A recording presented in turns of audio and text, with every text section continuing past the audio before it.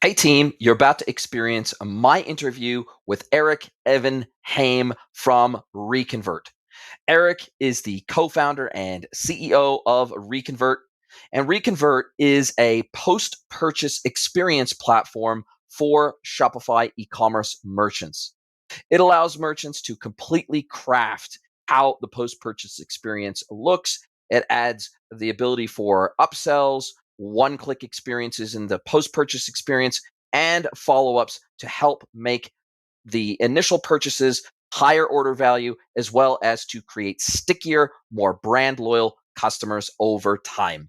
I learned a ton from this interview, and I think you will too. Enjoy. This is the E-commerce Edge podcast with your host, Jason Greenwood.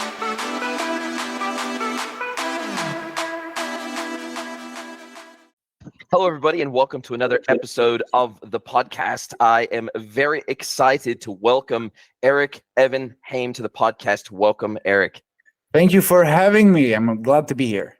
I'm super excited to have you along for the ride today. Now, you're from ReConvert, and we'll talk about that in a bit. But before we dig straight into the tech side and what you're up to and what you're doing in Israel there, man, there must be something in the water in Israel because, man, I tell you, I've had a lot of Israeli tech companies on the podcast so far, and the ecosystem seems to be massive there. But before you got doing what you're doing with ReConvert, where did you come from? How did you even get into this space? How did you get into the e-commerce ecosystem? I checked out your LinkedIn profile. It's a bit scant on the historical info there. So prior to ReConvert, what were you doing and how did you even get into this space? Yeah, I'm not that active on LinkedIn, if I'm being honest, but I wasn't into tech at all. Like, I didn't know how to turn on my own computer back in the day. It all started when a good friend of mine told me we were both just fired from a restaurant we worked at, like as waiters. And he's, dude, let's open an online store. And I'm like, what? All right, let's do it. Fine. I have nothing else better to do. So we moved to the south of Israel and started working on it day and night for a lot of time. And then for 3 years, we struggled. We started dropshipping. We struggled. We lost a lot of money, but we kept going. We decided like it's either succeed or die, something like that. And eventually, after a long time, we managed to scale it up from almost nothing to about $1 million in monthly revenue. And at that point where things started to look up, I just decided that this isn't for me. I don't like dealing with actual e-commerce. I do prefer dealing with tech. I was always the tech side of the business in when it comes to apps and add-ons to stay ahead of the curve in terms of technology in our store. And because of my familiarity with Shopify and e-commerce and all the pain points, I knew what products are missing out there. So I messaged my sister back in the day, and she also had her own Shopify thing going on. And we just decided to start building these products together. And so we started with a smaller product, like a small app, just to see that we understand, taste the waters, and see if we were starting to generate some revenue. And then we moved to ReConvert, which is a much bigger project now. So that's how we got started. Wow, working with family. Everybody warns you about working with family and with friends, and it sounds like you've done both. So you've broken every cardinal rule of entrepreneurship, but it sounds like it's worked out for you. Yeah, first of all, it's much harder when things are not working out. Once things are working out, it's pretty much okay, but you need to be willing to give up money eventually. And I do think that money isn't the most important thing in life, so it's okay to go on a journey together, and unless you're willing to give up a lot once shit hits the fence. But yeah, we're doing well. My wife is also in the company, so that's something that we also do as well. Love it. And you bill ReConvert as the best Shopify upsell app for bigger, better order. And the app, if we just take a step back for a moment and we take the helicopter view of this, Shopify is the 800-pound gorilla in the B2C space from an e-commerce perspective. Over 8,000 apps in the App Store now. They famously lowered their fees for any app vendor making less than $1 million a year on their apps. And they really have tried to, and I guess Shopify, perhaps more than any other platform, has recognized that they cannot build everything on their own. They just can't.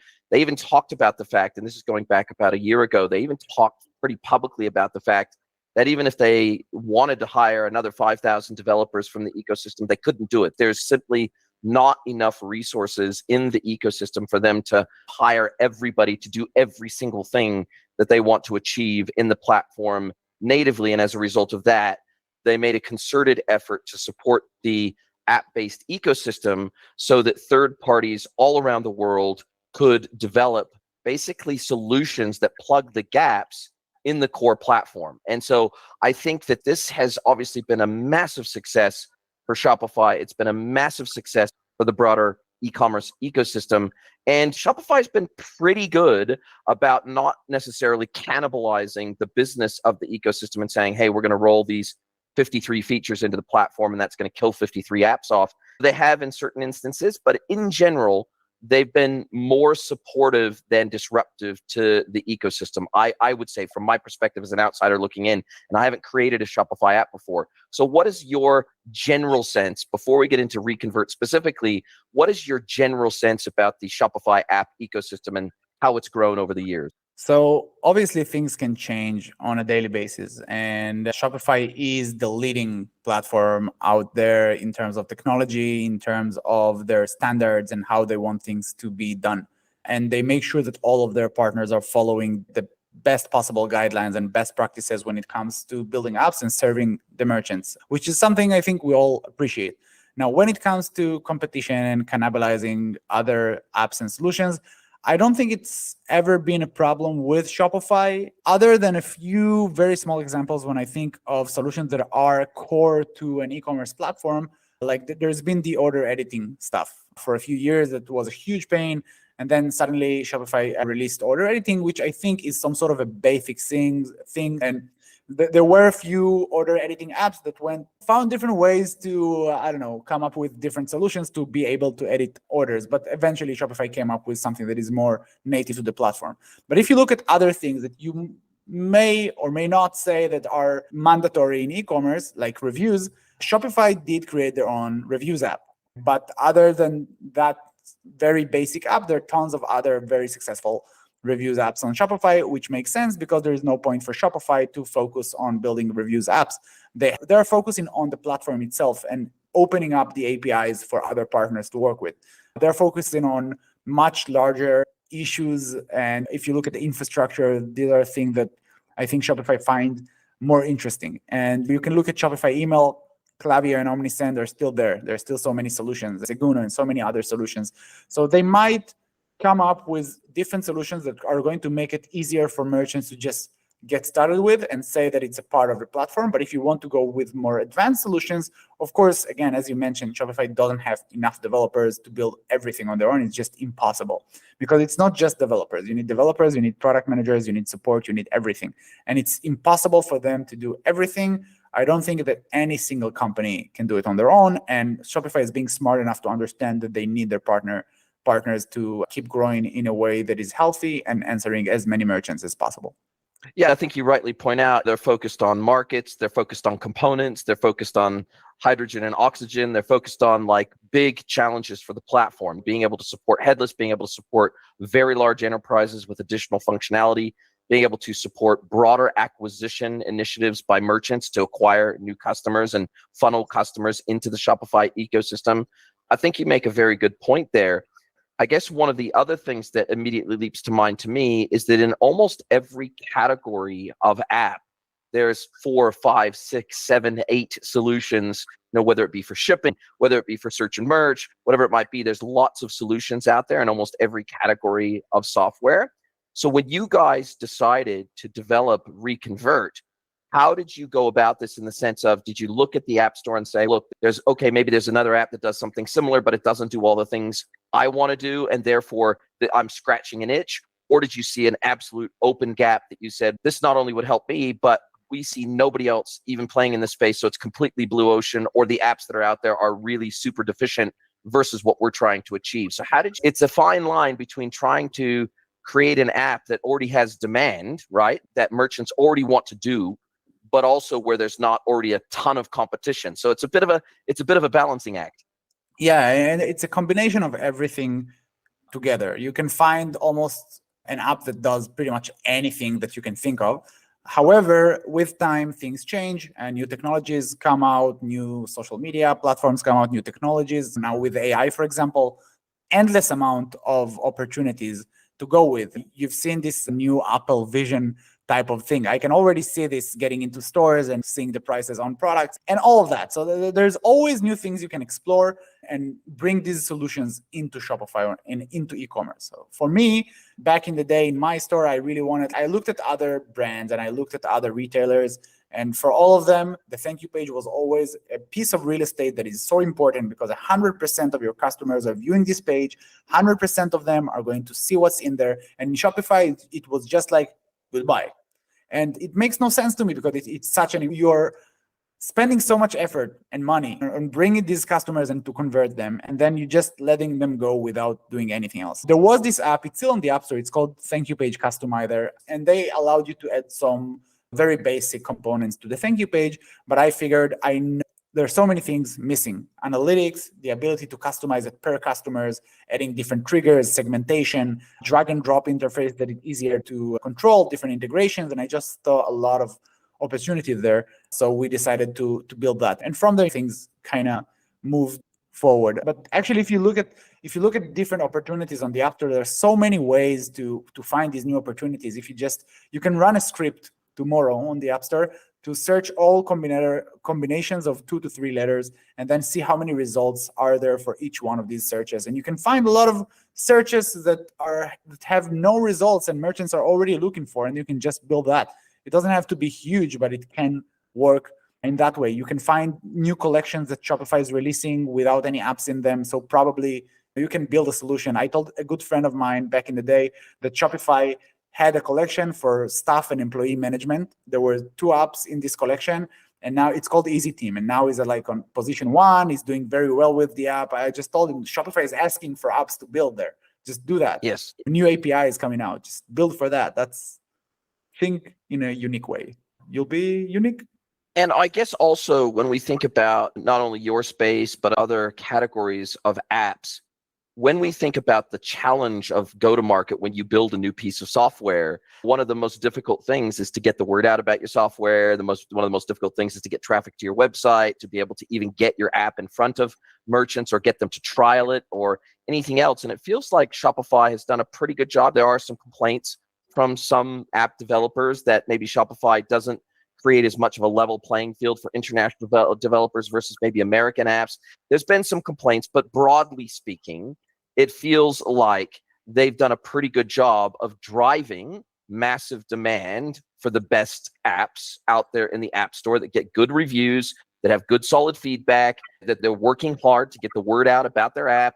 It feels like Shopify's done a pretty good job of exposing new apps to an audience without developers having to spend millions of dollars as part of their go-to-market strategy versus independent platforms that are outside the Shopify ecosystem. It feels like Shopify's done a pretty good job of exposing new apps like yours. Now, yours is not new now, it's 5 years old, but they've done a pretty good job of shining the spotlight on platforms like yours. Yeah, I do think that the one big thing that Shopify did in that regard is just making sure that merchants know that whenever they have a problem, the first place they're going to is the App Store, the Shopify App Store. As a merchant, every time I had an issue, I didn't even search Google. I went first to the App Store, searched the relevant keywords, and found whatever I need.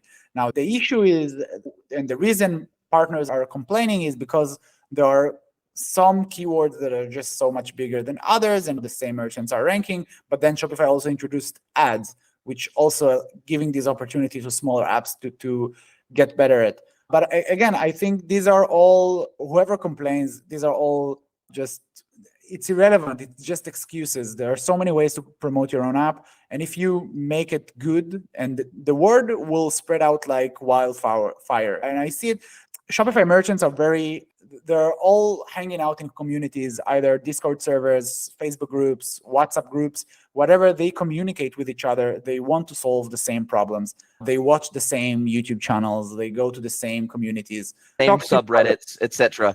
Exactly. If you have a good solution and it works for you, they will share it. So don't blame Shopify for not giving you the opportunity. Create the opportunity for yourself. Market your own app. Don't count on Shopify to give you all the traffic you need. For us, by the way, the first, I think, 3 years, We were counting mostly on keyword searches, but we worked very hard on promoting our app any way we could. And today, I think 70 to 80% of all the traffic we're getting are from branded search. So most people are just searching for ReConvert either on Google or on the App Store or on YouTube, and this is how we get most of our users. So this is what other apps should focus on, building a brand and not just building a generic app that, is going to be a keyword. Of course, this is not the way to win. I mean, I guess it's exactly the same approach that merchants need to take to get people to their e-commerce website. It's exactly the same thing. Don't rely on Google. Don't rely on Facebook. Don't rely on all the traditional channels that are super high from a customer acquisition cost perspective. Build your own ecosystem. Build your own brand. Be in the communities that you are targeting and be part of those communities and represent yourself in those communities. And you're probably going to do pretty well. And when we think about your platform specifically, how feature rich, because it's a very feature rich platform. Just to be honest, I haven't ever used your platform before, but based on what I can see on your website and what you talk about in terms of the comprehensiveness of the platform, you're not just a thank you page optimizer, as you said. You've got this pre-purchase upselling capability. You've got post-purchase upsells. You've got marketing automation built into the platform, so that you can have these customer journeys built into the experience of the customer experience on the front end. You've got the funnel builder, you've got insights and analytics reporting, you can do testing, segmentation directly within the platform. You're not relying on a third-party CDP platform or whatever to create the segments. You can do this directly in your own platform. This feels like a very feature-rich way in order to not only retain customers in terms of a better customer experience, but also to dramatically increase AOV and LTV with an existing customer base. And so I'm guessing that this didn't all happen at once and you didn't just launch with 50 features, that it probably started out as a fairly simple thank you page, basically customer order success page optimization platform. And then you just built out over time additional things that you saw gaps for, as well as feedback from customers. So can you walk us through what the journey of building this app looked like from your perspective? Yeah, of course. We didn't have any budget at the beginning, 100% bootstrap. We had to be very careful about what we're building and how we're spending development hours. We're both also non-developers, so we had to hire outside developers, which are not cheap. But eventually, we understood the basic features. Then we listened to customers. We still, until today, we have a list of feature requests that is we are very, I don't know, it's the Bible for us. And we make sure that customer support agents are listening to customers and keep upvoting in their names. So we'll understand exactly what we need to build. And we have a clear roadmap based on that. And if I'm being honest, we understood as merchants, as non-technical people, that ease of use is the most important thing. You can have all these money keywords, A/B testing and segmentation and analytics and reporting, and all of these things are very cool, but you don't want it to be complex. So we worked super hard, and I think this is something that is really unique for ReConvert, is we created a solution that is one-click activation, and it fits all merchants. You can customize it further, but we came up, first of all, with a magic designer that automatically fit everything that you're building is automatically fitting your brand look and feel and language and all of that, fonts, colors, button design, and all of that. And then other than that, we created a built-in funnel that works for all stores, and you can activate it with a single click. You just need to give us the maximum % of discount. We take care of everything, and it covers all orders. Everyone that comes in is going to have his own personalized experience. All the customers, we know that it's converting. We know that it works. Usually when merchants change the settings, it just hurt their overall conversion. Of course, it depends on the brand and how well they understand conversion, but we really worked on something that is one click and works. This is also the reason we now acquired a new app called Mint AI. It's an auto poster for social media. For the same reason, with one click, you can set up a few things, and then you don't need to worry about organic social media anymore. We just post it for you everywhere based on your products on the store. So that's, again, we understand automation and simple of use. That's the way it is. So there are a lot of functions, but we're trying to make the defaults so effective for most merchants. And despite the hype over AI over the last 6 months in particular with ChatGPT, the way I've always looked at machine learning and AI is that 99% of merchants out there are not going to go out and build a custom AI integration into their website. They're not going to integrate with AWS AI, for example, and consume it as a service and then integrate it via API into their website. They're not going to do that. Even when it comes to customer data and customer data segmentation, first party, zero party data, they're not even going to integrate that in a custom way. They're going to consume machine learning and AI through the apps and the technologies that have already built that into the core of their engine. Then they're going to use those technologies and plug those technologies in a plug and play way into their experience. And that's always, to me, felt like the path that merchants were always going to take, unless you're a behemoth, unless you are absolutely massive and doing hundreds and hundreds of millions of dollars a year in GMV, in which case maybe you've got an AI team in-house that can do some customizations. But the reality is the vast majority of merchants out there, even if they're technical, they're not technical enough to be able to build all this stuff out in a customized way. So they're relying on platforms like ReConvert to integrate machine learning and AI into their platforms so that they can easily consume it and basically add it to their customer journey. Would you agree with that kind of general approach? Yeah, I totally agree. And I think in general, AI, not just in e-commerce, in business and in personal life, it's going to be used through different third-party apps and tools that are going to take this technology and just make it more unique, more specific, more niche to whatever the need is. So with e-commerce, the most basic stuff and the things that merchants are already using is for product descriptions and ad copy, and everything that is related to text is pretty easy. But I think if you want to take it one step further, and these are things we are looking at right now, is to implement personalization in scale. And for example, if you look right now at, I don't know, cart recovery apps or Klaviyo, right now the emails are personalized, but not really. Because you can, in today's world, if you look at it, and you can take it for emails, you can take it for upsells, you can take it for anything that you want, really. But right now, the best you can do with Klaviyo is just say something like, hey, first name, thank you for taking product title with this. But imagine you can do this way more personalized on scale if you just give something like ChatGPT a prompt saying, hey, here's the customer, here are all the details based on the API. He's from this country, this zip code, this city, everything. He made 3 orders on my store. Here are the orders, here are the items, this is the total, these are the discounts he used. And also we collected his birthday on ReConvert, and he answered this survey, so we know he likes blah, blah, blah, blah, blah. Just provide one email with one unique offer for this customer that's going to be more likely to convert him. And then this is a prompt that you can do automatically with software on scale. And then you can, instead of starting to send weekly campaigns for your entire audience and hope that some of them are going to convert, you can send suddenly highly hyper personalized emails for all of your customers, and that probably is more likely to convert more customers to repeat buyers. So I think personalization and AI, it's more important than just generating general type of AI content, which is cool, but it's just the surface. From there, you can take it to a lot more advanced stuff, but I think that's a big thing. And I think you make a very good point there, which is that I've always believed this myself, is that a single app in isolation can help you, but the benefit to the merchant is how deeply integrated they are with other adjacent apps and related apps in the same ecosystem. Because obviously, when we saw enterprise site search, for example, in a silo versus, say, a merchandising platform in a silo, we actually need the data from both experiences to inform both pieces of technology. And that's why I think we've seen a lot of the traditional merchandising platforms and personalization platforms acquire enterprise search platforms and vice versa, because they realize search and merch are naturally joined at the hip.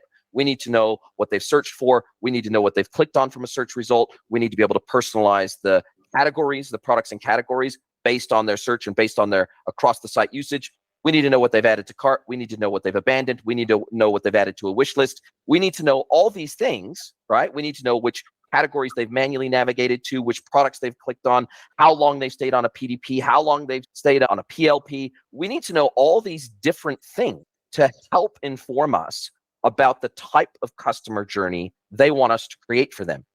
We can't personalize unless we're tapping in to all of these sources of zero and first party data. And if we're not effectively sharing those across the apps that are collecting that information, then we're always going to create a siloed experience. And I think what you just talked about with Klaviyo is a prime example of that. Klaviyo only knows what Klaviyo knows. Klaviyo only knows what it's tracking on the website. It doesn't, apart from other third-party apps that perhaps have already integrated with Klaviyo and, for example, are adding profile properties in Klaviyo as almost like a mini CDP that then Klaviyo can then further use for dynamic segmentation and dynamic content and the like. But I think we're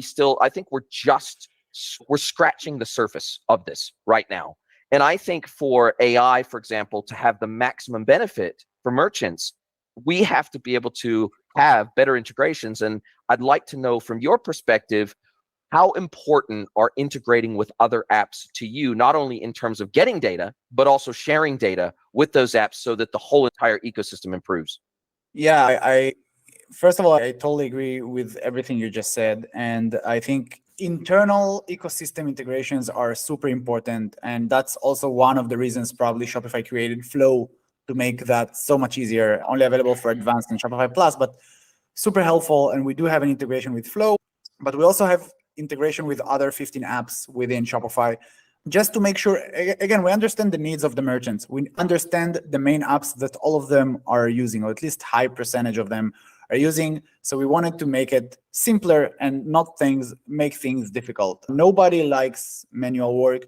People likes automation. People love it when things work together. And if I, as a merchant, I'm thinking like, let's say that, I don't know, I'm considering an Upsell app, or let's say Upsell app right now. And I'm using Klaviyo, and I'm using Lux for reviews, and I'm using, I don't know, SMS Bump for SMS, whatever. So if I'm using all these suite of tools, I'm going to find an Upsell app that already integrates with all the tools that I'm using, because I'm going to be able to provide better service to my customers without having to do the extra work, without having to do anything manual, because these integrations are automated.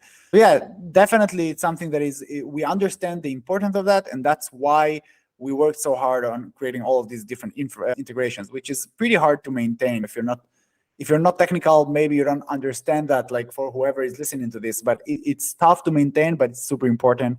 And we do believe in working in partnership with other apps within the ecosystem, definitely. We've seen the benefit of that. Going beyond the benefits that you've seen as a single app vendor, we've seen the likes of Gorgeous, the likes of Klaviyo, the likes of some of these world famous apps that are part of the Shopify ecosystem. I don't think they would have seen near the level of success that they have seen if they didn't have, basically, if integration wasn't a super high priority for them with these other applications that are very popular. I don't think they would have seen near the success that they have seen. When we think about something like as simple as Gorgeous, it sounds simple. Okay, it's a help desk app. It sounds like as simple as falling off a log. But when we think about the value of the insights and reporting and the enhancement to the customer journey simply by bringing in data from these other apps, so that in one single control panel, when I'm speaking to someone in live chat, or I'm speaking to them on the phone, or I'm responding to an email, just seeing all that information about their other touch points and experiences with us as a brand all in one place before I actually respond and try to help them from a help desk perspective, it becomes really mission critical. Integrations nowadays are not a nice to have, they're a must have. And so I can totally understand why for you guys, those ecosystem integrations become like, they are exponentially adding value to your app at the same time. Yeah, and I do think you can look at the same way at Shopify. Like, they understood the importance of integration, so they created the App Store. It didn't start as an App Store. I don't know Shopify that early, but I'm pretty sure at the beginning there's been a few integrations, and then suddenly they said, okay, it's big enough for us to make a collection out of it, and then it became the first App Store, and then the second App Store, and now it is what it is. So that's just the way to grow. I'm looking at a similar story right now. We have a few other smaller apps that are now, we created integrations with Crisp. There's this other help desk. I don't know if you're familiar. So they started very small. They had a few integrations, and then slowly it got bigger and bigger. Now they opened up an app store, and that's just the only possible way for a platform to grow, to become a big solution, a robust solution that can really help a lot of businesses. And you can really look around, and at every big platform you're looking at, if it's HubSpot, if it's, I don't know, if you look at sales, Pipedrive, if it's Monday for task management, if it's Slack for conversations. So all of these platforms, with all the respect to everything they built for the core platform, they cannot get to where they are without having these add-ons built into the platform, again, for the same reason they cannot build everything themselves. So that's And I think even OpenAI is a prime example of that. They themselves have realized we cannot build everything ourselves, which is now why they're opening it up to apps and why they're effectively moving towards an app store model. Because I think what they want to do, they want to provide the underlying plumbing, and they only want to provide an API. Sure, they have been famous for slapping a very usable UI on the front end of OpenAI that then created enough hype and buzz, that created enough demand for their APIs, that now app developers are going, whoa, okay, there's enough buzz around this that just by just putting a little piece of text next to our app that says powered by ChatGPT, just that alone is enough to give us credibility as a third-party app. And so you see that in the places where it has been integrated with other apps, 99% of the time, they will say powered by ChatGPT, because ChatGPT now has the name recognition that it gives them the halo effect to say, okay, our AI is not, we didn't just develop this random AI internally. We've integrated ChatGPT, which you know and love, but we've just seamlessly made it available to you through our app. Yeah, already good.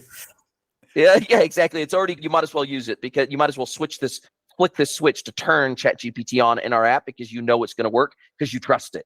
And so I think becoming a trusted app provider is one of the fastest ways to then get other people to build integrations with your app too, right? Because they want access to your data. So I think there's this virtuous cycle with apps.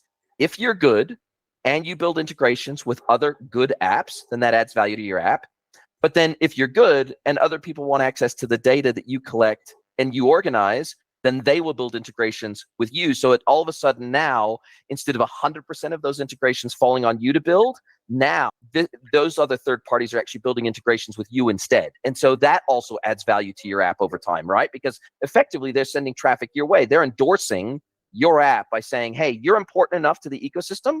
We're going to integrate with you. We're going to share data with your platform, and we're going to get data from your platform. So it becomes a bit of a virtuous cycle that adds value. And I'd be curious to know, of the functionality that you've added, say, over the last 12 to 18 months, how much of that has been driven by the integrations that you've been able to build out and pull data in that adds value to the experience you're building? So with ReConvert specifically, I wouldn't say that would be too much. We are looking into doing some more advanced stuff. So we do have, everything is drag and drop editor. We have the checkout editor, we have the thank you page editor, and we have the post-purchase editor. So we are looking into adding custom components to these areas. And if we will do that, then it will be up for third-party apps to build these blocks and components. With our other apps, with Minta, the new one that we just acquired, everything is built around integrations. So again, we take, for example, it doesn't have to be just Shopify, it can be a Wix or Etsy, but we withdraw the product information from the e-commerce store. We then run it through our internal AI, and then we just embed it into our AI-powered videos, just generate the entire video and then share it automatically to all the different social media platforms, which again, this is the way for it to provide more functionality. If we're going to connect to more social media platforms, if we're going to connect to more e-commerce platforms, everything is driven by these different integrations. So these are, again, I think that the deal when you build an app store or when you build this ecosystem of integrations, the deal between the two parties is usually, we're going to give you some extra functionality, you're going to give us marketing.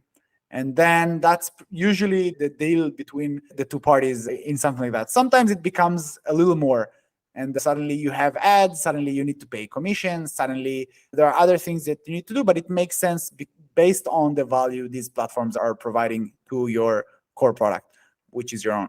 So yeah. And I guess in your case, if you, for example, with this other app that you've purchased, I guess if you integrated with a UGC app, for example, let's say it's Yotpo or something like that, and somebody's provided a review of a product, you could, in that video ad, you could have almost a stream of product reviews as part of that video. You could have a stream with quoted text of some of the reviews of that product that's part of the video. And of course, you wouldn't generate that on your own. You would pull that from a third-party UGC app that then could seamlessly be integrated into the video that you're creating. But I think that's a really prime example of how sharing data now all of a sudden, and also sharing platform integrations with, so let's say hypothetically you integrated with Yotpo. that's going to add additional value for Yotpo, because all of a sudden you can say, hey, we integrate with Yotpo. Maybe that's the only UGC platform we integrate with. Now, that would be an incentive for a merchant to choose Yotpo over, I don't know, FIFO or any of the other reviews platforms, because all of a sudden now they have an ecosystem of apps that just are plug and play together. So I think that's a prime example of how these apps do have an interdependence that a lot of people just are simply not aware of. Yeah, I totally agree. And it's funny that you say that, because that was probably the first integration we were thinking about, taking product reviews and then automatically sharing them to social media. Then it will give the platform the opportunity to say, hey, with Yotpo, you don't just collect reviews, you can also automatically share them on social media with our partner integration. And this is definitely a unique solution compared to other reviews up there. You can differentiate yourself from the competition. And this is always something that, as app developers, you should look at how you can differentiate yourself and how you can partner up with other people to really supercharge each other's services. But I do think that the smart way to go about it would be, it's okay to invest a lot in the first type of integration, if it's a reviews, for example, but you do want to build it in a way that is as modular as possible for others to join later on with not as much work. It's always going to take some work, but you want to make it as easy as possible for others to then integrate with your solution. And the way I look at it with integrations in general, there's always sources and then there's destinations. And you want to figure out in which part your company is. It might be both. It might be just one of the other. And then you want to figure out, if you're a destination, you want to figure out all the sources. If you're a source, you want to figure out all the possible destinations. And then build the engine to make these integrations easy for you and for others, so that you can grow your business through integration. This is definitely something that provides win-win situation. It's for you, your company, the other company, and the customers of both companies. So it's just, again, it's something that every software company should consider at any given time. Couldn't agree more. Now, if we're speaking specifically about ReConvert, so you operate, help me make sure that I'm understanding this correctly. So you operate in several primary places in the customer journey. You operate in the pre-purchase phase. I see it says coming soon, so maybe that's not been released yet functionally, but I'm guessing that in that scenario, you would operate, say, for example, in the cart. I see product and cart pages. You already have the post-purchase upsells. So effectively that would happen, I'm guessing, on the order success page. Then you have the marketing automation piece, which I don't know whether that marketing automation would happen solely within your platform, i.e. you would be sending the emails out, or through an integration with something like Klaviyo, you would simply provide the triggers and the data and what they call metrics in Klaviyo speak, which is effective triggers, that then would create the marketing automation that would be sent out of their existing marketing automation platform. So can you talk us through the core components of the functionality of the platform and how each one of those help the merchant to increase effectively their AOV and their LTV? Yes, of course. So we have a little bit of everything. And the reason, by the way, so we've been building pre-purchase upsells for a long time. And the reason we are being so careful about releasing this, and this is something, by the way, that tons of merchants are asking for, it's because everything that happens pre-purchase is super dangerous, and you need to be very careful and very analytic about it. And I think too many apps are just jumping on adding upsells every place, like everywhere in the store, just because customers are asking for it, but they might be hurting.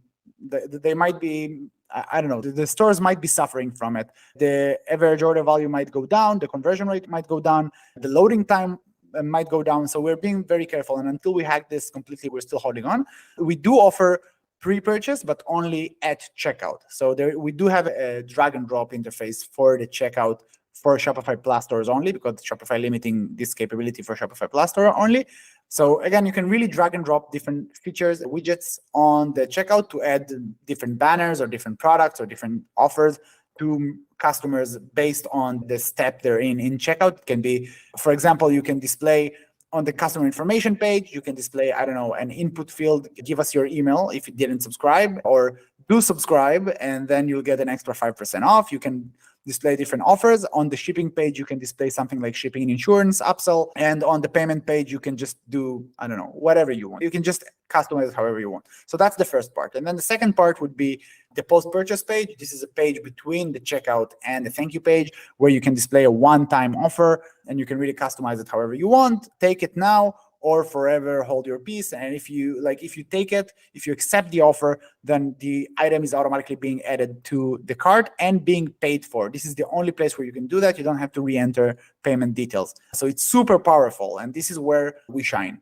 And then the last part is the thank you page. And on the thank you page, again, there is a whole page builder, drag and drop. There are 16 widgets you can add to anything from collect customer birthdays, conduct post-purchase surveys, product recommendations, social media sharing. You can really add videos, text, whatever you want. You can do that on the thank you page. So this is the core of the platform.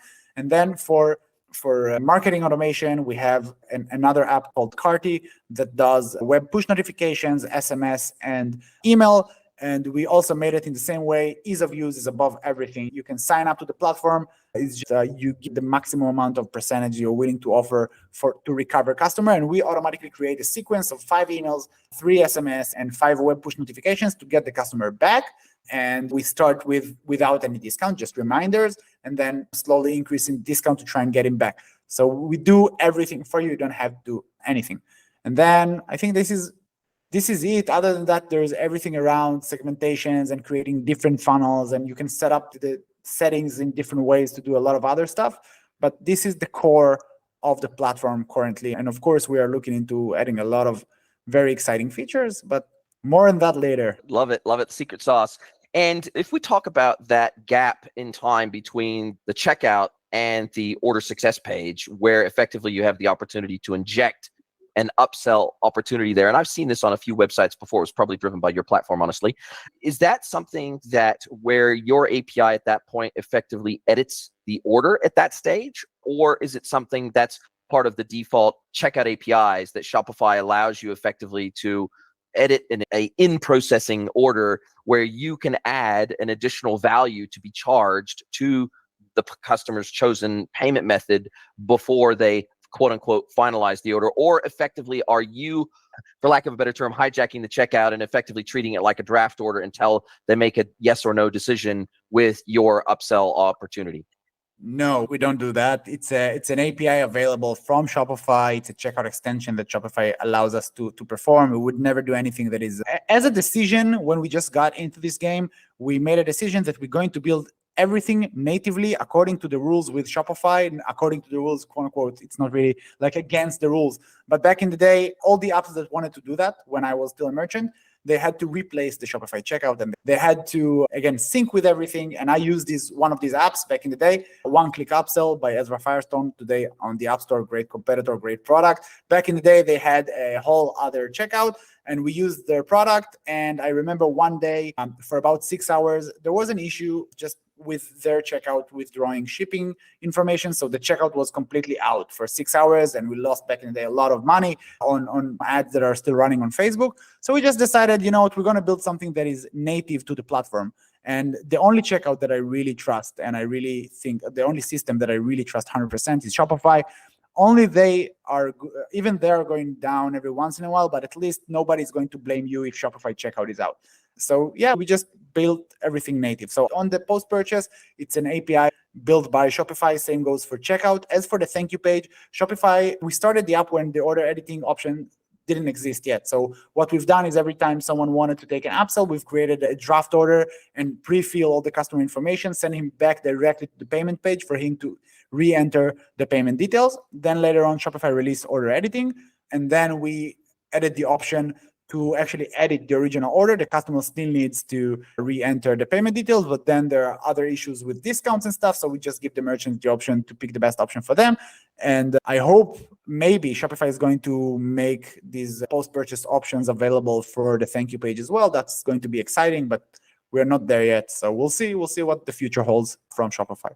And of the customers that you have today, how many of them are using the full suite? Like they're trying to do everything in the app, or is your app tends to be like the thin end of the wedge, meaning maybe they think, okay, I'm going to have a post-purchase experience that is much better than the Shopify native, and that's how you get into the merchant because that's maybe what they were looking for. Is that the primary vector of how you guys become a popular app with merchants? Is they're looking for primarily a post-purchase or a better post-purchase experience for their customers. Is that the primary thing that your merchants are looking for initially, and then slowly over time they adopt more and more of your platform?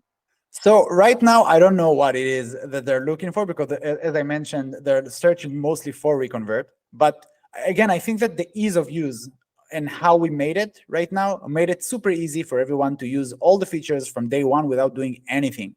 It's really super easy. If you try it on a development store or anything, or any store, you're just going to install it and it's going to ask you, hey, give me a number between 1 and 100, and I'm going to do everything for you. And it's just, it works. We create everything. You don't need to set up everything if you don't want to. And then from there, some merchants, they really know they have specific needs, and there are so many types of stores. So if they do, they customize these funnels and create more specific funnels based on, again, you can do anything that you want. Everything that, it's like Klaviyo for the funnels. Everything that is available on the API, you can segment the funnel based on that. So let's say you use our default funnel, okay, and this is pretty much everyone is using. You use the pre-made funnel that's going to capture all the orders. But then let's say that there is a specific product that you know that with this product you have a specific cross-sell that you want to try and do that for. So you can create the funnel for that. And let's say that you want that, you know that the third-time customers from Nigeria that have, I don't know, the customer tag Nigerian prince, whatever, they're going to have a better conversion rate, and you want to offer something specific, you can really do that. You can create and/or conditions for all the possible triggers, and no matter how random it is, you can do that. You can segment the funnels based on shipping method selected, based on the type of coupon code selected, the value of the coupon or the name of the coupon. You can do it based on the order risk. You can display a specific message on the thank you page if the order risk is high. For example, please send us an email with these details, or we are automatically going to cancel the order in 24 hours. You can do that with ReConvert. So you can create whatever you want. We made a very simple but effective default funnel that works for everyone. And again, in most cases, when people change it, they see worse, like they don't see better results. We tested everything on over 40,000 stores. We know what works, and we just made it super easy to implement. And now that you mention this information and you get a little bit deeper into the flexibility of the platform, it almost feels, because we know that automatic promotions in Shopify are shit, and you can only run one automatic promotion at a time, so it's extremely limited. So something like 98% of Shopify stores are running some kind of promotions app where they can set catalog price rules, they can set shopping cart price rules, they can set all these basically linked and hierarchical promotional rules with and without coupon codes, etc. So that's a big business for Shopify apps, right? From Bold to there's 20 very popular promotions apps out there. But it feels like for you guys, at least as a first step, many merchants could actually get away with just running you guys to manage effectively a lot of those promotional options that they want to run. And it's just about where they're actually presenting them in the funnel that then is the difference, right? So for you guys, it feels, okay, sure, maybe you're not going to be able to put a strike through on the pricing of an entire category and give 10% off, or hey, if these 3 items are in the cart, we're going to give a discount. And maybe you don't have that level of flexibility, but it feels as a starting point, you guys, to reduce the friction for conversion plus getting more value and increased AOV and LTV, it feels like a great starting point as a promotional engine for merchants as well. Because you allow that super granular segmentation and the ability to target promotions in a super granular way. Instead of batching and blasting promotions, this now starts to get super granular. Yeah, and by the way, this default funnel that we're creating, we're calling it the conversion monster because it's converting like crazy. It's still very personalized for every customer. It's not something that is one, like we display the same product, that's it. No, it's built for every customer. Our goal is to increase total average order value and increase total conversion rate. It's not about, you can display these specific offers, but let's be honest, if you're a store that's having thousands of products in the store and each order looks completely different than the other, it's going to be virtually impossible for you. You can segment also by collections and tags and all that. You can do all of that, but it's going to be super hard for you to find the exact offers to the right people. It's better to come up with something generic that works store-wide and display it to all customers. And if you do that, by default, your average order value is going to go up. So yeah, there's a lot of ways to go about it if you can come up with And this is general recommendation for any merchant here, in that if you can come up with anything that is not tangible, not physical, that you can upsell post-purchase, it's going to be insane for your bottom line. So if you can come up with something that is either an info product, an app, software, insurance, anything that you can sell post-purchase that is not physical, is going to make a huge difference, because it's pure profit coming into your pocket if you can get it done. There is no additional costs for you, and you can really play with the pricing. So you can work and split test the pricing point to come up with the pricing point that is the most profit, not necessarily the highest conversion, but maybe the highest profit. So you can play with that to find it. But when it's a physical product, you're always limited to the minimum price. And then it's not necessarily worth it to selling a lot with a very low profit, because then if people want to get the product back, or I don't know, get a refund or whatever, then you can find yourself in a loss from it. But when it's a digital or a non-physical product, then the opportunity there is huge. And we do have customers, drop shippers, that are running this old-fashioned free plus shipping type of store. And it's beautiful. It's just making it so much more effective, because you can sell whatever product for free, plus, let's say, $6 shipping, and then post-purchase, you're starting with the upsells. And then you can get it from a free plus shipping of average order value of $6 to suddenly becoming $30, just because of effective upselling on the post-purchase stage. So you can really, again, there's a lot of opportunities, but if you make it non-physical, there's a lot of good. This is just a general recommendation. Do you guys currently, you just brought up something to my mind that just immediately sparked something in all those recommendations that you just made. It really fired something in my brain. Do you guys already integrate with Inveterate, which is a paid membership platform? Because if you don't, that to me feels like a natural integration, because that's a digital product essentially, where normally a customer would have to pay to be part of that membership program. But if they could effectively upsell them into opting in for that as in lieu of a discount, where we say, hey, for basically as part of this purchase, we'd like to offer you free access to our membership program for 1 year or 6 months or whatever it might be.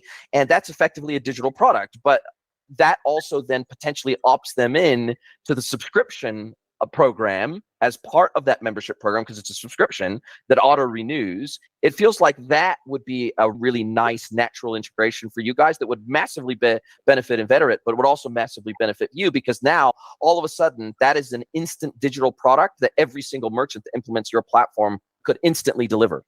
Yeah, that sounds very interesting. Sorry, I picked my phone to write the note to think about it later. But no, currently we don't have this integration, but it sounds super interesting. Yeah, and if it's by the way, if it's a product in the store, I don't know how they work exactly, but if it's a product in the store, they can still create this upsell on their own. They don't need a specific integration. If it's working in any other way, then we will have to create some sort of a custom integration for that. Brilliant. I mean, what you could potentially do, regardless of how they do it, the ability for you to modify the price all the way from completely free all the way to a discounted membership. I think there's some really interesting ways you could play around to get really good conversion, but also, again, as you say, it's effectively straight to the bottom line on behalf of the merchant. So I'm happy to, we'll take this offline, and I'm happy to make you an introduction to them, because I've actually had them on the podcast. I'd love to make an introduction to you guys, because I think again, this is all about the ecosystem and making the ecosystem collectively better, to where your app becomes infinitely more valuable and their app becomes, and I get nothing from this. I'm not a partner of either of your apps, but I just think I like to connect good people together that are doing good things, because there's definitely some synergies there that I think not all apps are as synergistic as what I think you guys could potentially be. But because you specifically said digital product are fantastic, effectively upsell or effectively freebie options that you could give to people, that is going to dramatically increase over time your AOV and LTV. I think this feels like just a natural fit for you guys. We'll take it off air. Is there anything else, just before we're coming down to the end of our time together, but is there anything else that's on your roadmap, say in the next 6 to 12 months, that either, hey, we definitely want to add this and we want to go live with this in the next 6 to 12 months, or that your customers are just desperately asking for, that is a high priority on your roadmap that you want to release ASAP? Is there anything that leaps to mind that is super high priority for you guys right now? So there are a few things. First of all, the pre-purchase thing is probably going to come out by then, because it's a big feature. We have hundreds of stores asking for it. We are recreating the post-purchase editor to make sure that it's going to be way more agile. You're going to be able to add multiple widgets. You can create a whole page out of it and display multiple products and different widgets. So that's something that we are building, and we are rave mapping the funnel editor to make it built in with A/B tests across the entire funnel. So you're going to be able to start a funnel from the product page all the way to the thank you page and segment based on actions taken during the funnel itself. So it's going to be amazing. But I'm not sure 6 months, but it's going to be there. And by the way, I also have one. Actually, when I'm thinking about it, we do have a freebie that my editor asked me to present. So is that okay if I'm going to mention it in a... Of course, do it. Yeah, we created a cheat sheet, like an ebook for 35, I think, CRO tips for online merchants, but we created it in a way that is very practical. So no like woohoo stuff around CRO, things that we checked that works, that you can implement to your stores very easily, including the instructions of how to do that. And you can find it out at reconvert.io/CRO. You can check it out. Again, another cool freebie that I think your listeners can enjoy after this one. Love it. And is that how you would prefer? Because you said you don't do much on LinkedIn. Is there any social platform that you're super active on? If people want to learn more about ReConvert, are they best to go to reconvert.io? Is that the best place to go? Or should they reach out to you on a social platform directly or email you directly? How would you prefer that people get a hold of you? Anyone who wants to reach out to me directly, just email eric@reconvert.io. We do have the YouTube channel for ReConvert. Tons of information there, product demos, how-to videos, showing everything you need to know. There's also a lot of useful information about e-commerce in general. We don't just run content about our platforms. We try to help merchants in general. Yeah, other than that, I think that's pretty much it. If you email me, you can get all the help you need. And if you want to try ReConvert, we have, first of all, 30 days free trial for everyone to try, 24/7 live chat support, so you can really check it out and try it out. And if you're not happy with the results, just let me know. There's 0% chance it's going to happen. We never intend on taking any value from anyone if we don't at least 10x it back. Which usually, by the way, the average ROI on the app is over 4,000%. So we are focusing on generating revenue for merchants. That's what we do. And based on what I can see on your website, it looks like you are basing your fee. So it looks like you've just got this simple sliding scale of a SaaS fee because you're a SaaS platform, obviously. And it looks like you're effectively like 10% roughly of the number of orders that someone is doing, and you're charging them that per month as a flat SaaS fee. Help me understand your pricing, because maybe I've interpreted that incorrectly. So we've had a free plan for a long time, but we just got a lot of issues there, too much support. So the basic plan is $4.99, which is pretty much the minimum. And then we charge based on the amount of stores you get per month. Sorry, the number of orders that you get per month, is that right?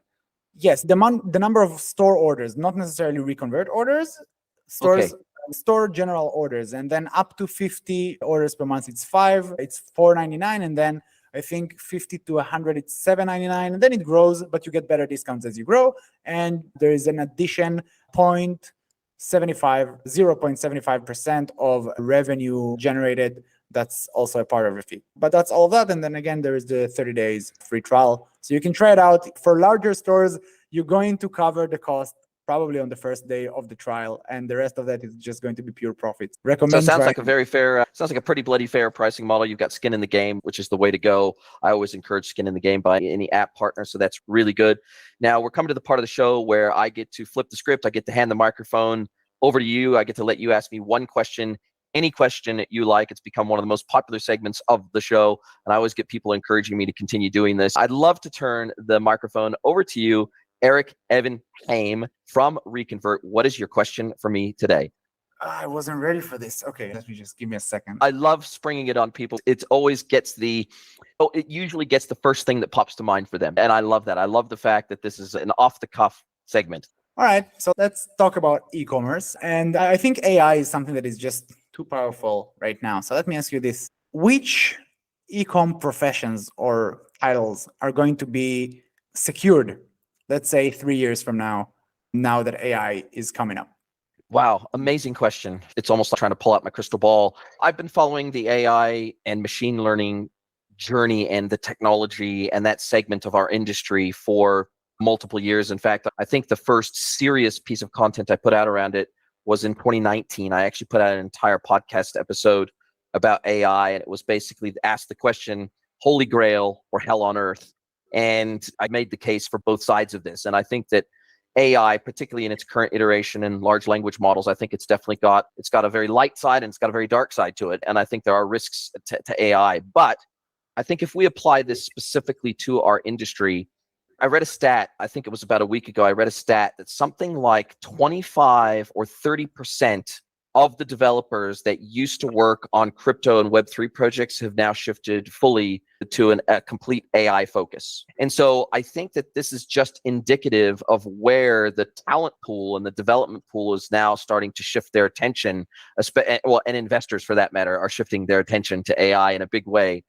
And so I don't necessarily think that this is going to, at least in the short to medium term, I don't think this is necessarily going to replace people. I think it's going to make them a hell of a lot more productive and take away a tremendous number of menial tasks. And I'll give you one example that I think perfectly illustrates this. I think when it comes to writing product descriptions and applying the right product tags and attributes and structured data, I think that is historically been a very menial task that consumes a tremendous amount of time, whether that be doing it directly within your e-commerce platform or in a PIM platform, whatever. You're doing this work somewhere, and then you're centralizing it, you're cleansing it, you're harmonizing it, and then you're sending it out to your digital channels. And I don't think that, to a large degree, that's no longer it doesn't require a human to do it.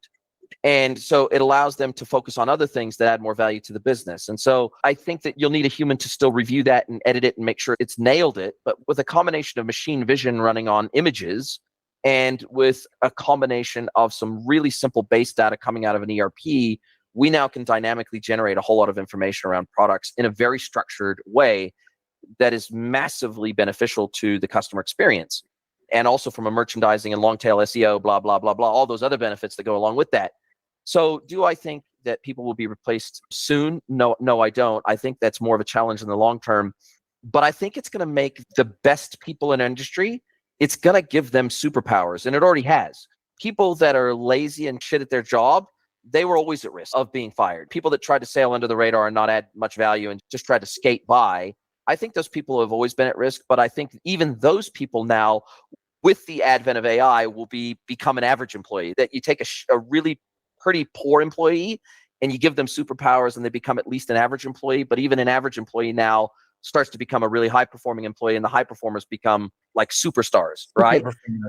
Yeah, they become like super men and women. And so that's what I see more than anything else. And I find myself now doing probably more with ChatGPT than I do with a Google search, because it feels like it gives me superpowers. But still, ChatGPT massively hallucinates. Massively. And I see it literally every single day, and it gives me information that is completely wrong. Like, it's so wrong that it's ridiculously wrong. So when it gets it right, it's awesome. But when it gets it wrong, it's ridiculously wrong. There's almost no gray area. Right now, jobs are switching to a lot of verification instead of actually, for example, in writing, it's more so verification of everything it writes and small fixes compared to actually writing the stuff. But yeah, sometimes it's just hallucinating. Totally agree there, man. Yeah, so I think that AI is going to give the best people in our industry, and I think even of myself, right? When it comes to my content, for example, I never did video up until very recently. I never had a video version of this podcast because editing video and creating the short clips for short video platforms, et cetera, was just so time consuming. It was almost impossible to do as a one-man content producer and someone who's really trying to put out content at scale. And that's why I had a big focus on audio. But because video is so successful and so popular across video platforms, both short form and long form, if you really want to stand out, you've got to do video. Audio clips don't go viral, video clips do. But now with AI, it has streamlined my post-production and distribution process to the point now where I can do video. And that's only happened literally in the last 6 months, where these video editing platforms and these video post-production platforms do a lot of the heavy lifting for you. You give it instructions of what you want, and then it spits it out for you. It slices and dices and does a whole lot of things for you. It doesn't do it all yet, and there still is a heavy human component, but it now makes it actually doable for someone like me. And so someone who's already creating content at scale, which is what I'm doing, now I can repurpose it across many more platforms. So it's given me superpowers. You still got to have good content to begin with, but in terms of post-production and distribution, now I have superpowers. So I think that is where AI starts to add some incredible value. Amazing. That's a great answer. Yeah, thank you for that. I do think again, it is what it is. It's just going to, I think it's just a technology, and eventually it's going to enhance what you are.